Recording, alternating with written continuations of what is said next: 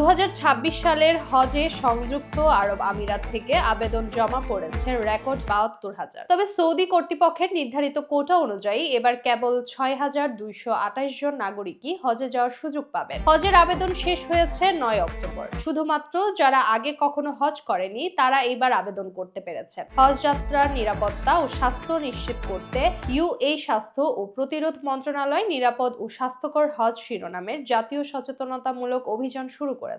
এতে স্বাস্থ্য নির্দেশিকা, ওষুধ ও মানসিক সহায়তা, অনলাইন জিজ্ঞাসাবাদ সেবা অন্তর্ভুক্ত। হাজিদের জন্য মেনিনজাইটিস, মৌসুমী ইনফ্লুয়েঞ্জা ও নিউমোনিয়ার টিকার ডোজ বাধ্যতামূলক। ইসলামিক বিষয়ক কর্তৃপক্ষ জানিয়েছে, হজ পরিচালনার জন্য আধুনিক প্রযুক্তি ব্যবহার করে প্রক্রিয়া সহজ ও স্বচ্ছ করা হয়েছে। এছাড়া পবিত্র স্থানগুলোতে হাজিদের সর্বোত্তম সেবা নিশ্চিত করতে সব প্রস্তুতি সম্পন্ন হয়েছে।